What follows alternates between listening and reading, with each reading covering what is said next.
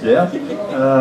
Oui, c'était amusant, effectivement, la façon de travailler d'Alain, qui est du coup qui vient du harcèlement, hein, on est d'accord. Du harcèlement textuel. Et donc, moi, je ne peux pas travailler comme ça, en fait. La question s'est posée au bout du 3e livre que j'étais en train d'écrire, parce que je me disais, c'est quand même moi qui signe les contrats, il faudrait peut-être que je fasse quelque chose sur mes propres bouquins, que je laisse pas les bouquins s'écrire par eux-mêmes, ce qui est le cas en fait, hein, mes bouquins s'écrivent à travers moi, c'est pas tellement moi qui les conçois, je suis pas un créateur de livres, je suis un accoucheur de livres, j'ai l'impression.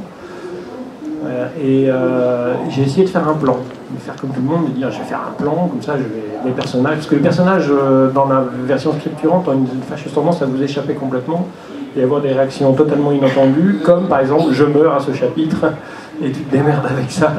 Et voilà, tu as un personnage qui meurt et puis il n'est plus là, on ne peut plus l'utiliser, mais c'est leur liberté. Donc j'ai beaucoup de liberté au personnage. Et je me suis dit, voilà, je me fais manipuler par mes personnages, donc je vais essayer de contrôler les personnages, je vais essayer de les diriger. Et j'ai donc fait, c'était pour un rôle, donc j'avais pas trop de risques, parce que les rôles c'était une écriture de série. Et j'ai fait un plan précis, avec c'était un truc spatial, une prison spatiale, donc il y avait même carrément les plans de la prison, enfin, etc. Et j'ai tué le livre en 50 pages. J'ai dit, au bout de 50 pages, je ne savais plus quoi dire, ça ne m'intéressait même plus. Et j'ai appelé mon éditrice de l'époque, je lui ai dit, ben voilà, j'ai fait un plan, j'arrive plus à écrire, quoi. On me dit, ben repars sur autre chose, et donc j'ai complètement abandonné l'idée de plan, et je suis parti, j'ai élargi au maximum, parce que il faut se connaître soi-même finalement, et je me suis rendu compte que l'écriture structurait le livre. Le livre se structurait par l'écriture. Les renseignements dont j'avais besoin, effectivement, comme dit Laurence, j'allais les chercher au moment où j'en ai besoin, parce que je ne sais. Et le problème s'est posé de façon beaucoup plus cruciale pour l'enjeu mineur, qui est un livre historique. Et donc quand on commence de l'historique, on est noyé dans une doc terrible parce que le moindre pas du personnage ouvre des portes dont il faut savoir exactement ce qui se passe derrière. Et je me suis dit, je vais quand même lui prévoir une trajectoire pour chercher les renseignements dont j'ai besoin au moment où il va aller, par exemple dans la ville de Tours, d'Orléans, comme ça je vais voir comment était Orléans à l'époque, sauf qu'il n'est jamais allé à Orléans. Au lieu de partir à droite au premier chapitre, il est parti à gauche, mon personnage. Et donc je me suis rendu compte que finalement ça servait aussi ça à rien. Je m'étais nourri de la période pour tout ce qui concerne le langage, pour les mœurs, etc. Mais qu'après, quand j'avais besoin d'un renseignement sur une ville ou sur une diligence, combien de temps dure une diligence, combien de temps une diligence met pour aller de Nantes à Paris, etc., et bien que ça viendrait au moment où voulu. Et donc j'ai continué à faire confiance du coup à ce qui se passait et à continuer de ma manière, comme dit Alain, structurante. On peut rien faire. Enfin, je veux dire, on est d'un côté ou de l'autre de la barrière. Alors il y a un côté qui est le fait d'être très structurant, d'avoir plein de docs. C'est une manière de se rassurer soi-même avant de démarrer un roman. Bien entendu, on cherche aussi de la doc et des fois on dévie de son propre projet. Ça, c'est pas très grave, mais on a besoin d'être immergé complètement dans le monde dans lequel on va faire évoluer nos personnages. Mais je pense que oui, c'est une manière vraiment de se rassurer vers l'écriture.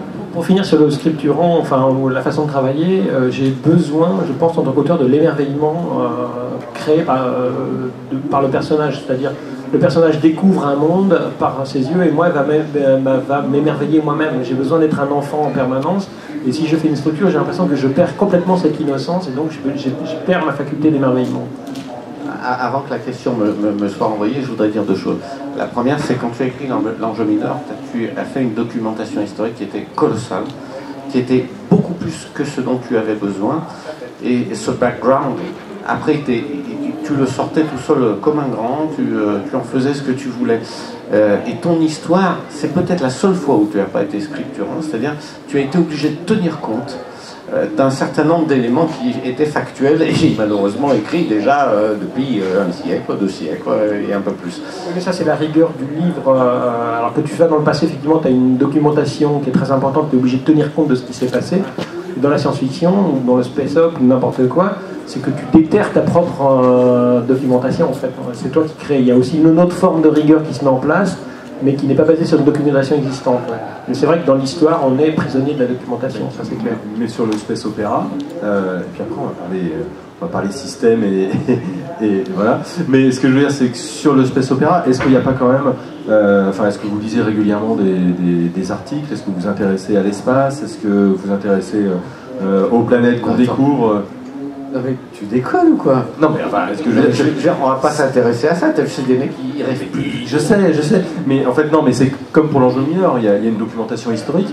Est-ce que cette documentation scientifique, tout du moins, est diffuse et permanente, ou est-ce qu'il y a une liberté d'imagination qui est totale? Je crois que c'est total. La liberté d'imagination est totale, par contre on se surdocumente là-dessus. Pas tous, on ne fait pas tous de la même façon. Moi, aujourd'hui, 95% de ce que je lis, ce sont des communications scientifiques. Dans plusieurs langues, en plus, ça devient chiant, parce qu'il y a même des langues que je ne comprends pas très bien. Mais voilà, c'est grosso modo ça. J'arrive plus à lire des romans, excepté les romans des copains, parce que c'est des copains. Alors, le hic, c'est que j'ai 3000 copains, auteurs, mais sinon, tout va bien. Donc, oui, il y a la documentation, elle est permanente sur la science et sur les évolutions, et c'est peut-être pas tout à fait un hasard si depuis une bonne décennie j'écris moins de science-fiction, c'est que ça devient de plus en plus difficile d'écrire de la science-fiction. Le travail que tu as fait de recherche, d'information, où en plus dans le roman, tu te permets d'expliquer au lecteur comment ça fonctionne, j'ai plus le courage. J'ai plus le courage. Je sais pas comment tu fais. Donc mon prochain roman de science-fiction sera écrit par Pierre Bordage. Et vendra les conditions. D'accord. On en parlera des Tobago plus tard. Ça, c'était Alors peut-être que Pierre et Laurence peuvent nous parler de la documentation, mais aussi Alain, parce qu'on a parlé de plans et de structure, mais cette documentation un peu diffuse. Parce qu'on a mis en place Gigante, qui est une planète donc, où un avion met un siècle à faire le tour. À un moment, j'ai appelé, je dis, je suis un peu gêné parce que ça va s'écraser, ça va s'imploser et tout. Et là, donc Pierre m'a dit, on s'en fout, c'est une exception à la règle et on va s'affranchir complètement de ça. Donc la doc, là, il n'y avait plus besoin. Voilà.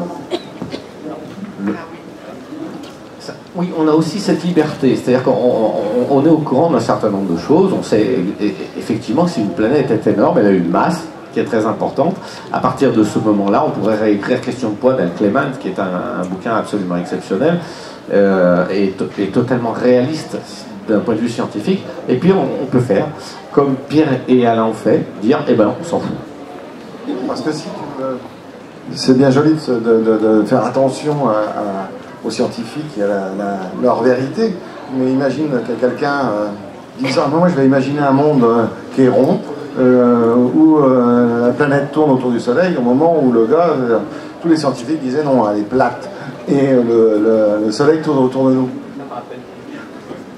Donc les scientifiques sont gentils, mais finalement ils disent une vérité à l'instant T qui ne sera pas forcément l'avancée technologique évidente.